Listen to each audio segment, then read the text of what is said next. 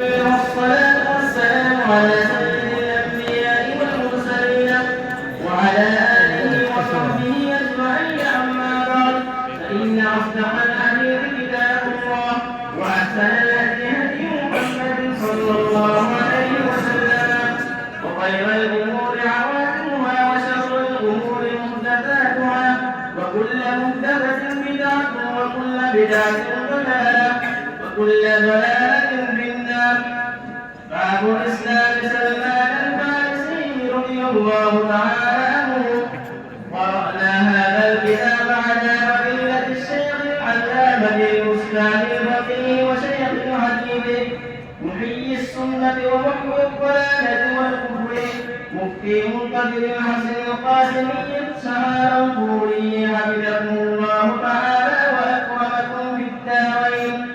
عن فضيلة الشيخ العلامة ناصر الدين رجل المصري رحمه الله تعالى. عن فضيلة الشيخ العلامة شيخ العرب والعجم شيخ الإسلام حسين أحمد المدني. عن فضيلة الشيخ شيخ الهند محمود حسن الدوبندي.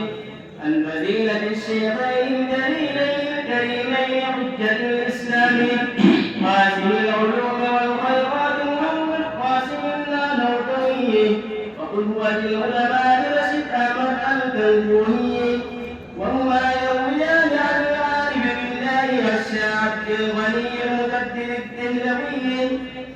عن الشيخ هشام محمد إسحاق الدهلوي. عن الشيخ هشام عبد العزيز المقدر الدهلوي. عن الشيخ مسند الهند الشاولي الله أحمد بن عبد الرحيم الدهلوي. قال أخبرنا الشيخ أبو إبراهيم محمد بن إبراهيم الكردي المدني. عن أبيه الشيخ إبراهيم الكردي المدني. عن الشيخ سلطان بن أحمد المزاهي. عن الشيخ شهاب الدين أحمد بن خليل السبكي. عن الشيخ نسر الدين القيطي. عن الشيخ زين الدين زكريا الأنصاري. عن الحافظ أبي الفضل أحمد بن علي بن الحسن العسقلاني. عن الشيخ إبراهيم بن أحمد التنوخي. عن الشيخ أحمد بن أبي طالب رحمه الله تعالى. عن الشيخ السراج حسين بن المبارك. عن الشيخ عبد الله عبد الأول بن عيسى المروي. عن الشيخ عبد الرحمن بن غفر الداودي. عن الشيخ عبد الله بن أحمد السرخسي. عن الشيخ أبي عبد الله محمد بن نصر البلوري. عن الشيخ المعلم كتاب الإمام الإمام الحافظ المقتدى أمير المؤمنين بالحديث أبي عبد الله محمد بن إسماعيل بن إبراهيم بن المغيرة بن بردزبة الكوفي اليماني البخاري رحمه الله تعالى رحمة واسعة. اللهم انفعنا بعلومه وعلومكم أجمعين آمين يا رب العالمين. أنه قال: وبه قال حدثني الحسن بن عمر بن شقيق قال حدثنا موسى قال أبي قال وحدثنا أبو عثمان عن سلمان الفارسي رضي الله تعالى عنه أنه تداوله 19 من رب إلى رب. الحمد لله رب العالمين، والصلاة والسلام على سيد الأنبياء والمرسلين وعلى آله الطيبين الطاهرين إلى يوم الدين، أما بعد. اللهم إنا نحمدك ونستعينك على الدرس. بسم الله الرحمن الرحيم.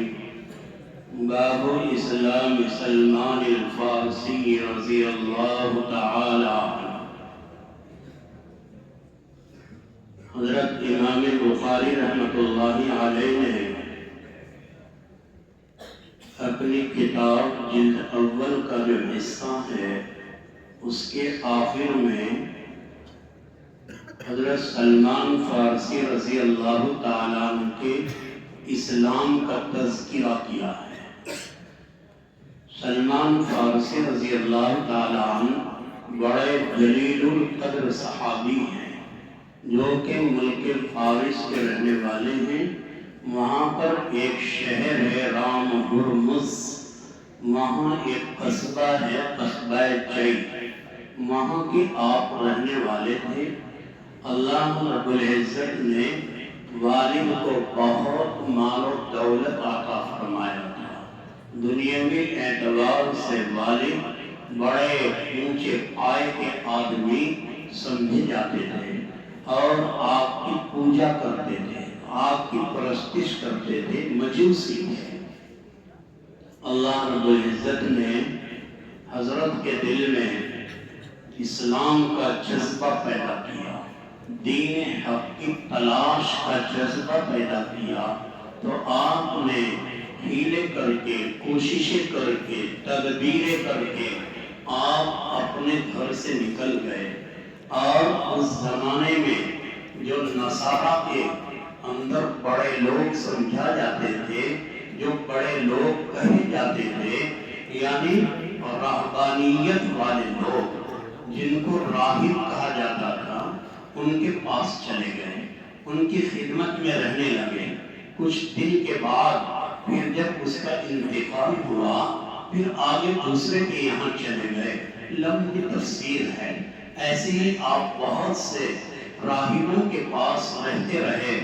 آخر میں جس راہب کے پاس تھے، جب اس کے انتقال کا وقت قریب آیا تو پوچھا کہ میں نے اپنا گھر، اپنا ملک، اپنا خاندان، اپنا پریوار دین حق کے لیے چھوڑا ہے.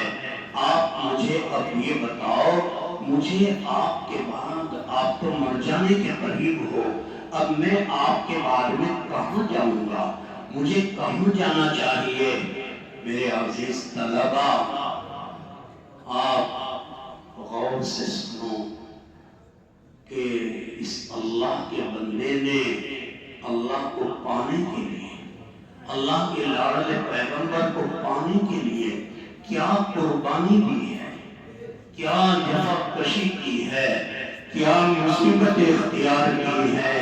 اسی لیے کہتے ہیں کہ میرے بچوں، عزیز طلبہ، میرا اور آپ کا اسلام پہ عمل کرنا، اسلام کو اپنی زندگی میں لانا، یہ کوئی کمال نہیں ہے. مجھے آپ کو اسلام میراثی مل گیا، خاندان کے اعتبار سے مل گیا. ایک موقع پر امام بخاری رحمۃ اللہ علیہ نے ذکر فرمایا کہ رسول محتشم، نبی مکرم، نکیر تابہ، رحمت للعالمین صلی اللہ علیہ وسلم کعبۃ اللہ کے سائے میں اپنی ایک چادر کا تکیہ بنا کر اللہ کے نبی لیٹے ہوئے تھے. آپ آرام فرما رہے تھے. ایک صحابی اللہ کے نبی کے پاس آئے اور آ کر سوال کیا، یہ شکوہ کیا. کیا؟ یہ کہا، یا نبی اللہ، بہت زیادہ حالات ہیں، بڑا ظلم ہمارے اوپر ہو رہا ہے. اے اللہ کے رسول، متی نصر اللہ، اللہ کی مدد کب آئے گی؟ آپ فرماتے ہیں اللہ کی مدد آئے گی، اللہ ہمارے اوپر رحم کرے گا، ہمیں غلبہ اللہ دے گا. یا رسول اللہ، کب آئے گی مدد؟ اللہ کے نبی لیٹے ہوئے تھے. آپ جلدی سے بیٹھے اور ٹیک لگا کے بیٹھ گئے. آپ نے سیدھے ہو کے بیٹھے اور حضور کریم علیہ السلام نے بڑے عجیب انداز سے کیا ارشاد فرمایا. یہ ارشاد فرمایا کہ اے لوگوں، کیا تمہیں ان کے احوال معلوم نہیں ہیں کہ پہلے قوموں میں ایسا ہوا، اللہ کے دین کے لیے، اللہ کو پانے کے لیے، اللہ تک پہنچنے کے لیے لوگوں کے لیے زمین میں گڈھا کھودا گیا اور اسے پکڑ کے زمین میں کھڑا کر دیا گیا، اور ظالموں نے آ کے آرا چلا کے سر کے 2 حصوں سے بیچ سے انہیں چیر دیا گیا. لیکن پھر بھی وہ اللہ کے دین سے پیچھے نہیں ہٹے. تم لوگ جلدی کر رہے ہو، صبر کرو، اللہ تمہیں ترقی عطا فرمائے گا، اللہ تمہیں کامیابی عطا فرمائے گا. لیکن اللہ کے یہاں آزمائش ہوتی ہے، اللہ دیکھتا ہے. بہرحال حضرت سلمان فارسی رضی اللہ تعالی عنہ نے پوچھا کہ مجھے بتاؤ کہ دین حق کہاں ملے گا؟ اللہ اکبر. اس راہب نے یہ کہا، اے سلمان، اب دین حق دنیا میں نہیں ہے، کہیں دھکے نہ کھانا، انتظار کر، انتظار کر، رک جا، انتظار کر. کیا کہ ایک آخری نبی محمد بن عبداللہ بن عبد المطلب مکہ میں مبعوث ہوگا، وہ دین حق لے کر آئے گا. اس کے علاوہ اب دنیا میں کوئی دین حق نہیں ہے. اس کا انتظار کر، جب وہ نبی آئے گا تو اس کے پاس چلے جانا، بس وہاں تجھے اللہ مل جائے گا.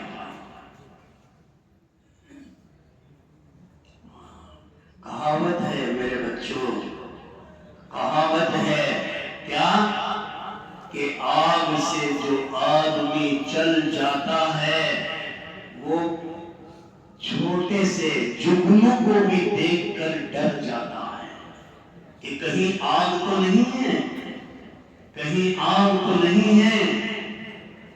تو حضرت سلمان فارسی رضی اللہ تعالیٰ عنہ تو پریشان تھے.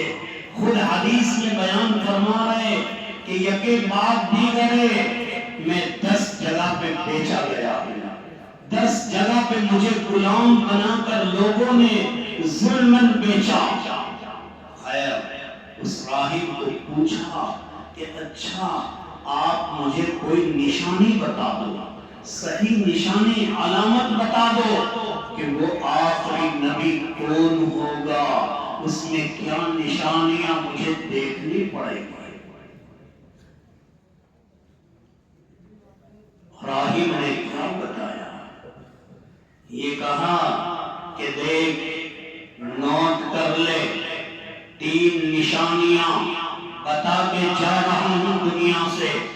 جس کے اندر یہ 3 نشانیاں ہوں گی وہی آخری نبی ہوگا، وہی خاتم النبیین ہوگا، اسی کی کتاب آخری کتاب ہوگی، اسی کا دین اسلام آخری دین ہوگا، اور اسی دین کو اختیار کر کے اللہ تک پہنچا جا سکے گا.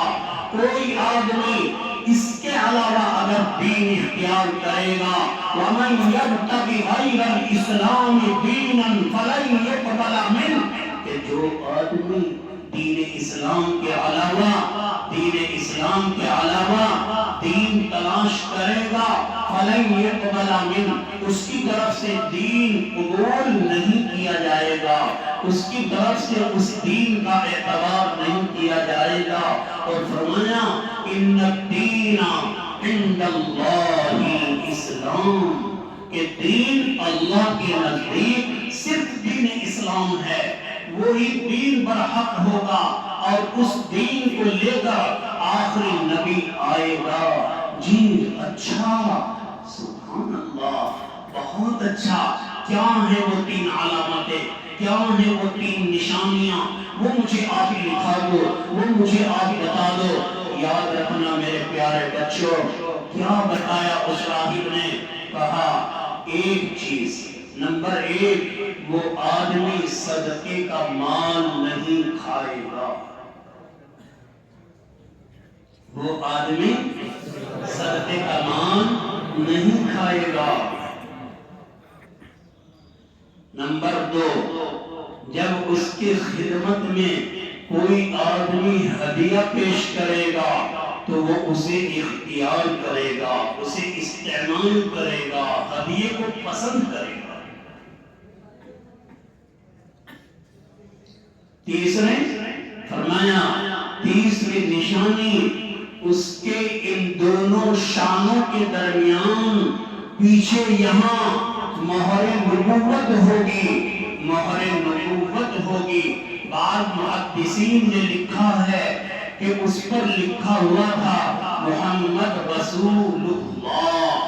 بعض محدثین نے ان روایات پر کلام بھی کیا ہے، لیکن بہرحال روایات میں ہے کہ اس پر لکھا ہوا ہوگا محمد رسول اللہ۔ بس یہ تین نشانیاں دیکھ لینا اور پھر آنکھیں بند کر کے اس کا غلام بن جانا، اس کے ہاتھ میں ہاتھ دے دینا، اور اس کے علاوہ کوئی دین حق نہیں ہے۔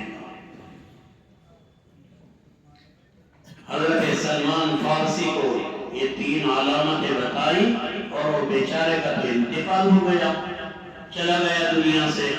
اب حضرت سلمان فارسی چلتے ہیں کہاں؟ جہاں کا انہیں پتہ بتایا تھا کہ وہ نبی مبعوث ہوگا مکہ المکرمہ میں، اور ایک زمانے کے بعد وہ نبی مکہ المکرمہ سے ہجرت کر کے آئے گا ایک ایسے شہر میں کہ جہاں کھجورے ہی کھجورے ہوں گی۔ اس زمانے میں مدینہ منورہ نام نہیں تھا بلکہ یثرب نام تھا۔ کہا کہ وہ ایسے شہر کی طرف آئے گا ہجرت کر کے، تو اس سے ملاقات کر لے گا۔ حضرت سلمان فارسی چلے، قافلہ ملا، چلے قافلہ ملا، بکتے چلے گئے، ظلم کر کے لوگوں نے غلام بنا کر بیچتے چلے گئے۔ بہرحال آخر میں بنو قریظہ کے ایک یہودی کے ہاتھ میں آپ بکے ہیں۔ آخر میں بنو قریظہ کے ایک یہودی کے ہاتھ میں آپ بکے ہیں، آپ کو خریدا ہے۔ جب آپ غلام بنے ہوئے ہیں تو ساری جہاں کی خبریں تو معلوم نہیں کر سکتے، ادھر ادھر کی خبروں کی اطلاع تو آپ کو نہیں مل سکتی ہے۔ غلام ہیں آپ، کہاں جائیں؟ غلام کہیں نہیں جا سکتا ہے، تو پریشان۔ اللہ کے نبی صلی اللہ علیہ وسلم مکہ المکرمہ میں مبعوث ہو چکے ہیں، اللہ کے لاڈلے پیغمبر نے اعلان نبوت کر دیا ہے مکہ المکرمہ میں، لیکن آپ کو مدینہ میں پتہ نہیں ہے کہ وہ نبی برحق آ چکا ہے، آپ کو معلوم نہیں ہے۔ زمانہ گزرتا گیا، ایک وقت آیا کہ اللہ کے نبی صلی اللہ علیہ وسلم مکہ سے ہجرت فرما کر مدینہ منورہ میں تشریف لے آئے۔ ایک وقت آیا کہ اللہ کے نبی صلی اللہ علیہ وسلم مکہ المکرمہ سے ہجرت فرما کر آپ مدینہ منورہ میں تشریف لا چکے ہیں۔ آپ قباء میں آپ نے نزول فرمایا۔ پہلی مرتبہ جب آپ تشریف لا رہے ہیں، ابو بکر صدیق رضی اللہ تعالیٰ عنہ آپ کے پیچھے بیٹھے ہوئے ہیں، لاڈلے پیغمبر اپنی اونٹنی پر آگے سوار ہیں، پوچھنے والے پوچھ رہے ہیں، یا ابا بکر من ھذا، اے ابو بکر یہ آپ کے سامنے بیٹھا ہوا کون آدمی ہے؟ لوگ اللہ کے نبی کو جانتے نہیں تھے، مدینہ میں ابھی تک آپ کی کوئی عام معرفت نہیں تھی۔ جو لوگ ایمان لا چکے ہیں وہ تو جانتے ہیں، لیکن دوسرے لوگ آپ کو پہچانتے نہیں ہیں، سنا ہے پہچانتے نہیں ہیں۔ حضرت ابو بکر صدیق نے کیا جواب دیا؟ آپ نے کہا کہ یہ تو ہادی ہے، ہادی ہے یعنی میری رہنمائی کرنے والا آدمی ہے تاکہ دشمن کو نہ آ جائے۔ اللہ کے نبی قباء میں تشریف فرما ہے تو ایک یہودی، بنو قریظہ کے یہودی کا غالباً خاندانی چچا صاحب کوئی باغ میں آیا اور حضرت سلمان فارسی کے مالک کو آ کر بتایا، ارے غضب ہو گئے، غضب ہو گئے، کیا ہوا؟ کہ ایک آدمی محمد بن عبداللہ نام کا قباء میں آ گیا ہے اور وہ اپنے کو نبی کہہ رہا ہے۔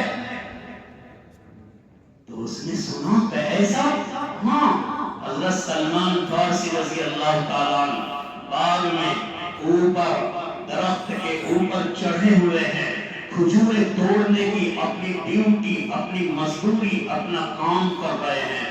جب کام میں بات پڑی تو آپ اندازہ لگائیں کہ جس ذات کو پانے کے لیے کہاں سے کہاں چلے اور غلام بنتے بناتے آج یہاں ہیں، اور کان میں آواز پڑی کہ وہ ذات قبا میں آ چکی ہے تو مچل گئے، پریشان ہو گئے۔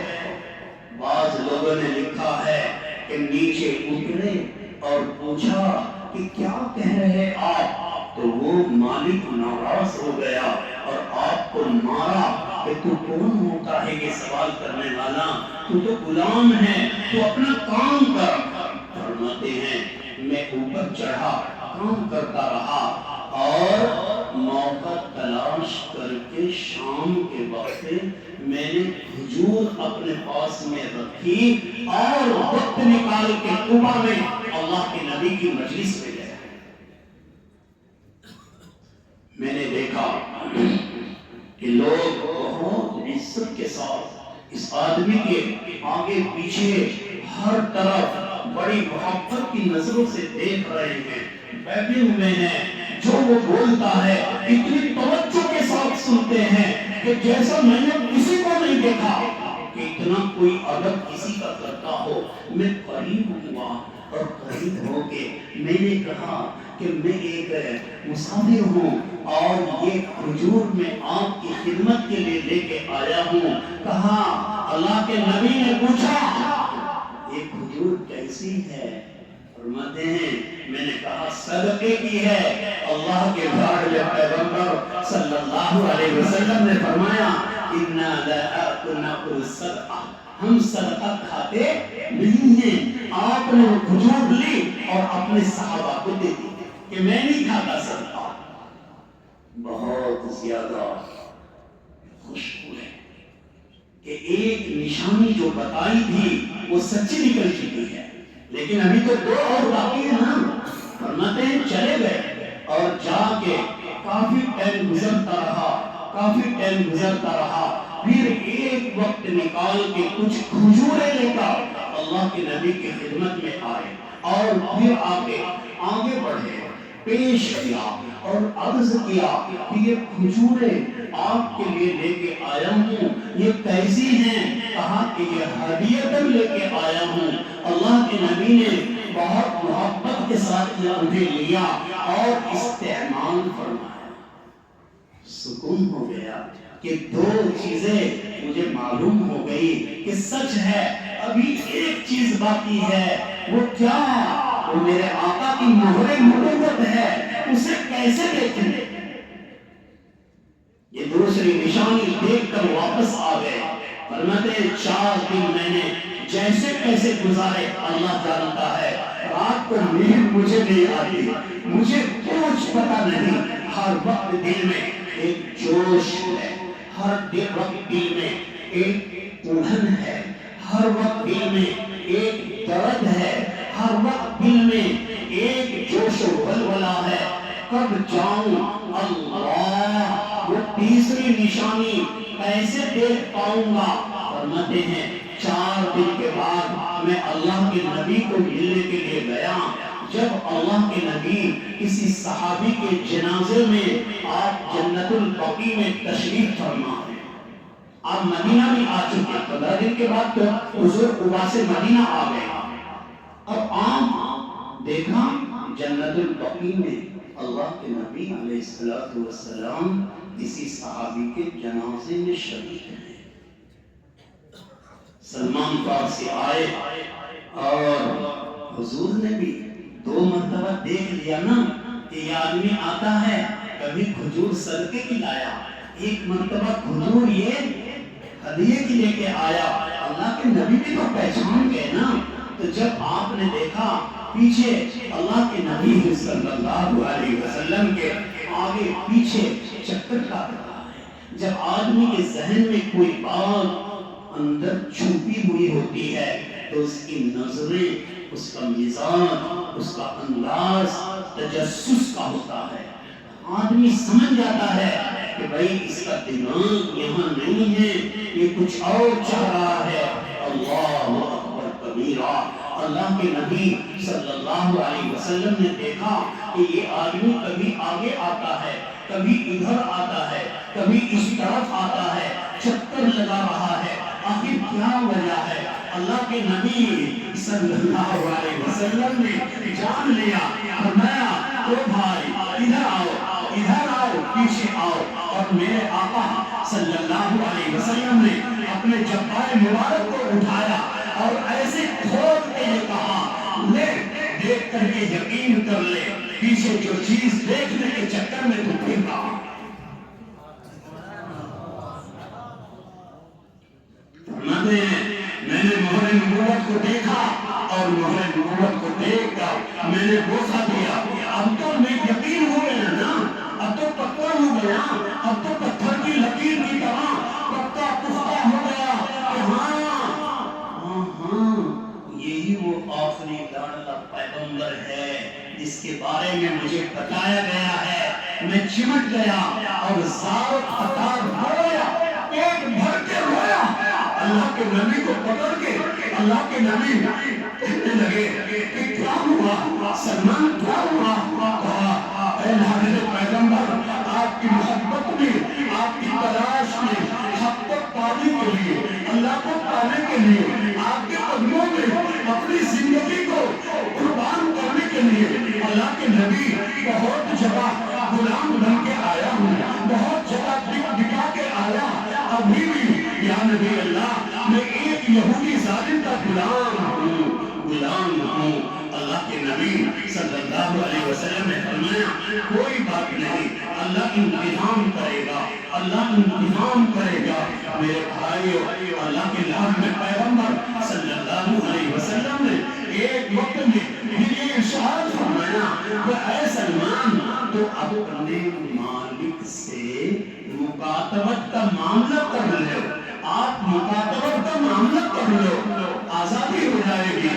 گئے جا کے اپنے مالک سے کہا کہ مجھے مکاتب بنا دو، میرے ذمے کوئی رقم رکھ دو کہ میں کما کے وہ رقم آپ کو دے دوں گا اور مجھے آپ آزاد کر دینا۔ مالک نے قبول کر لیا، لیکن او میرے عزیز طلبہ، بس یہ پڑھنا آسان ہے، سننا آسان ہے، لیکن جب اس ذات کے اوپر جو گزری ہے اس کا ایمان کے ساتھ تصور اگر کرو تو آدمی کے بدن کا رواں کانپ جاتا ہے۔ یہ ایمان کیسے آیا یہاں تک؟ یہ کیا قربانیوں کے بعد میں یہاں تک آیا؟ آج آپ میں اتنے اچھے ماحول میں، اس مبارک بستی دیوبند میں، جس کو اللہ نے عظمت عطا فرمائی، جس کو اللہ نے شرافت عطا فرمائی، جس بستی کے لیے اللہ نے دارالعلوم دیوبند کو منتخب کیا ہے، یہاں کے اکابرین کو اللہ نے ایک مقام عطا فرمایا، جن کے بارے میں علماء کہتے ہیں اکابرین دیوبند، یہ دیوبند والے ہی نہیں، یہ اکابر دیوبند، یہ تو صحابہ کا پیچھے رہا ہوا ایک قافلہ ہے جو دنیا میں بعد میں ظاہر ہوا ہے۔ آج اس بستی میں رہ کر دین کی باتیں کرنا، دین پہ چلنا، یہ ہمارا کوئی مجاہدہ اور قربانی کی بات نہیں ہے۔ کیا شرط لگائی؟ معاملہ کتابت کہنے پہ طے پایا، فرمایا کہ دیکھو 40 اوقیہ سونا لا کر دو، 40 اوقیہ سونا لا کر دو، اور فرمایا کہ 300 کھجور کے درخت لگاؤ میری زمین میں دو۔ پھر آگے شرط بڑھائی، وہ 300 کے 300 درخت بڑے ہو کر پھل لانے والے بن جائیں، اس کے بعد میں آپ آزاد ہو جاؤ گے۔ ایک غلام آدمی اتنا سونا کہاں سے لائے گا؟ ایک غلام آدمی یہ کہاں سے اتنے پودے لائے گا؟ 300 پودے، اور ایک پودا بھی ان میں زائل نہیں ہونا چاہیے، سارے کے سارے پرورش پا جائیں، سارے پھل لانے والے ہو جائیں۔ اس کے بعد میں آزادی، پریشان ہو گئے۔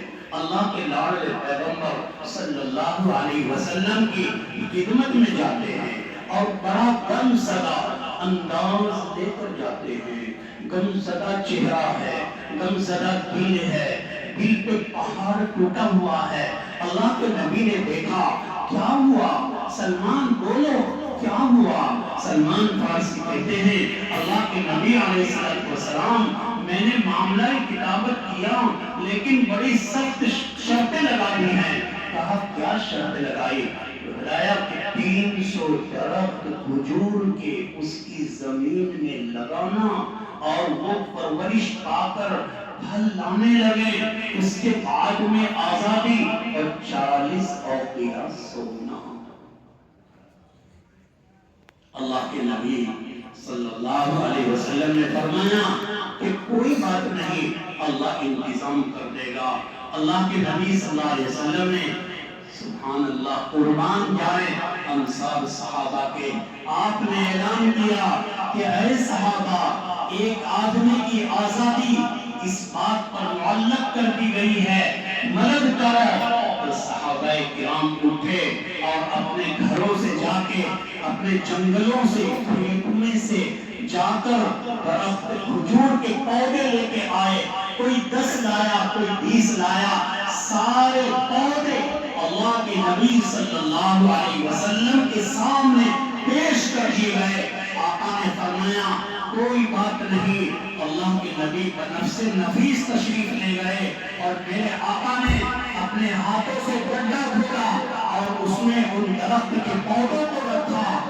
یہ اللہ کے نبی کے ہاتھ کی برکت، آپ کا معجزہ کہ ایک ہی سال کے اندر سارے درخت تیار ہو گئے اور پھل لانے والے ہو گئے۔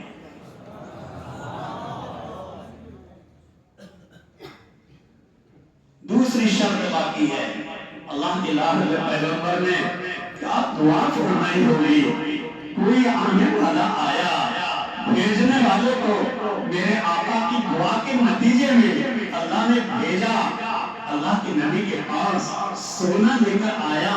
روایات میں آتا ہے ایک انڈے کے برابر سونے کا تھیلا لے کے آیا۔ اللہ کے نبی نے فرمایا این سلمان، سلمان کہاں ہے؟ آ جاؤ۔ اللہ نے کام بنا دیا۔ سلمان فارسی آئے اور آگے اے سلمان، یہ دوسری شرطیں آپ پوری کر لو، لو سونا لے جاؤ۔ سلمان نے لیا، کہا یا رسول اللہ صلی اللہ علیہ وسلم، یہ تو بہت چھوٹا سا ہے، اس نے تو بہت وزن کی شرط لگا رکھی ہے۔ اللہ کے نبی نے فرمایا کہ جاؤ، جا کے آپ اس کا وزن تو کراؤ، جاؤ آپ جا کے اس کا وزن تو کراؤ۔ تو جیسے ہی گئے اور جا کے وزن کرایا، میرے پیارے بچوں، جب ترازو اٹھایا تو جتنی شرط لگائی تھی پورا اتنا ہی وزن پورا اترا۔ تو یہ سلمان فارسی ہے۔ جنگ بدر میں، جنگ احد میں کسی غلامیت کی وجہ سے آپ شریک نہیں ہو سکے، بعد کی جگہوں میں آپ شریک ہوئے ہیں۔ وہ اپنے اس پورے قصے کو یہاں مختصراً ذکر فرما رہے ہیں۔ کیا فرماتے ہیں؟ عن سلمان الفارسی رضی اللہ تعالی عنہ انہو تداولہ بضعۃ عشر من رب الی رب، کہ 10 آدمیوں کے ہاتھ 10 رب یعنی مالک، خریدنے والے، 10 خریدنے والوں کے ہاتھ در ہاتھ میں بکتا آیا، بکتا آیا، اور اس کے بعد میں یہ اللہ کے نبی صلی اللہ علیہ وسلم کی خدمت میں آ کر ایمان لایا۔ چلے وبه قال حدثنا محمد بن يوسف البيكندي قال حدثنا سفيان عن عوف بن ابي عثمان قال سمعت سلمان رضي الله تعالى عنه يقول انا من رام هرمز، انا من رام ہرمز، یہ آپ اپنے شہر کا نام بتا رہے ہیں۔ انا من رام ہرمز، جیسے ہم کہتے ہیں نا سہارنپور، مظفر نگر، میرا، ایسے رام ہرمز ایک شہر ہے فارس کے اندر. آپ وہاں ایک گاؤں تھا قصبہ، دیوبند کی طرف بتایا قصبہ، اس کا نام تھا چئی. وہاں کے آپ رہنے والے ہیں، وہاں سے آئے. چلے. وبه قال حدثني الحسن بن مدرك قال حدثنا يحيى بن حماد قال اخبرنا ابو عوانة عن عاصم الاحول عن ابي عثمان عن سلمان رضي الله تعالى عنه قال فترة بين عيسى ومحمد صلى الله عليه وسلم 600 سنة.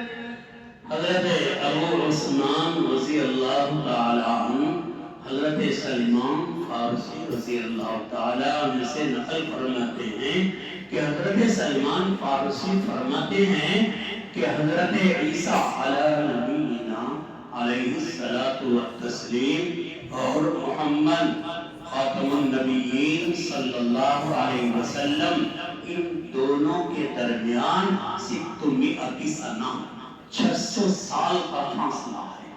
سلمان فارسی فرما رہے روایت میں کہ 600 سال کا فاصلہ ہے. اب یہاں پر اگر آپ کو اشکال ہو، اس کو ایسے حل کر لینا کہ عرب کی عادت ہے کہ وہ اصول کو یا تو ختم کرتے ہیں تکمیل کے طور پہ، اور یا ختم کرتے ہیں کسر کو حذف کر کے. اللہ کے نبی صلی اللہ علیہ وسلم اصل تو آپ دنیا میں تشریف لائے ہیں 571 عیسوی میں. حضرت عیسیٰ علیہ السلام کے دنیا سے جانے کے بعد 600 سال کا زمانہ نہیں ہے، 571 سال کا ہے. لیکن وہ جو آگے کے سال قصور ہیں انہیں بھی شمار کر لیا ہے، اور شمار کر کے حضرت سلمان فارسی رضی اللہ تعالیٰ عنہ نے پورے 600 سال بتا دیے. حضور پاک صلی اللہ علیہ وسلم کے ان صحابی کے بارے میں محدثین نے ان کی عمر کے بارے میں حاشیے میں بھی بہت سے اقوال نقل کیے ہیں.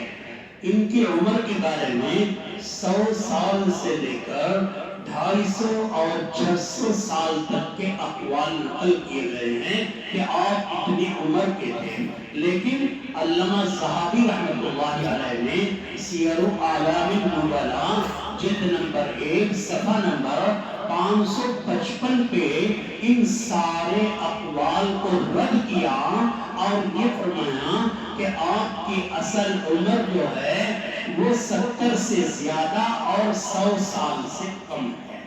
70 سے زیادہ ہے اور 100 سال سے کم ہے. بہرحال حضرت امام بخاری علیہ الرحمہ نے اپنی کتاب کے آخر میں جلد اول کے آخر میں یہ بات لا کر یہاں اشارہ کر دیا ہے کہ اسلام کے لیے قربانی دینی پڑے تو کوئی بات نہیں ہے. اسلام کو حاصل کرنے کے لیے اپنی جان کی، اپنے مال کی قربانی دو، اسلام حاصل کرو، ایمان حاصل کرو، جیسا کہ حضرت سلمان فارسی رضی اللہ تعالی عنہ نے قربانی دی ہے.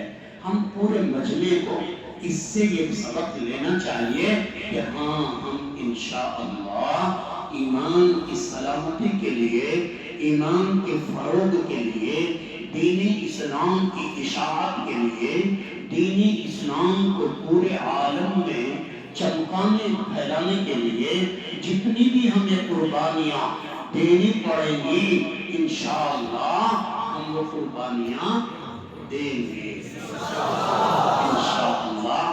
یہ 2 کتابیں آپ کی مکمل ہو گئی.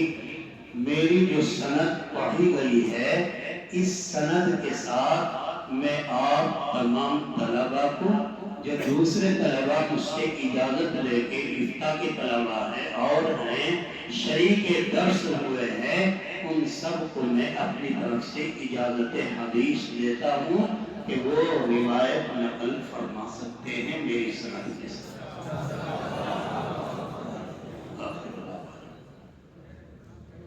ٹھیک ہے بھائی، یہ جتنی بھی پرچیاں ہیں دعا کے لیے انشاءاللہ دعا ہوگی. حضرت تھوڑی دیر ناصحانہ کلام فرمائیں گے. اس کے بعد میں آپ حضرات کے سامنے کچھ پھر کہوں گا. آخری جو نصیحت ہے اس سے پہلے کچھ ترانہ ہے وہ پڑھنا ہے. آپ دعا سے پہلے قاری صاحب کی قرات ہوگی, ابھی ترانہ ہوگا, قاری حماد صاحب مدث اللہ العالی کی قرات ہوگی, اس کے بعد میں نصیحت ہوگی اور پھر دعا کر مجلس کا اختتام ہوگا. آپ لوگ بالکل اطمینان کے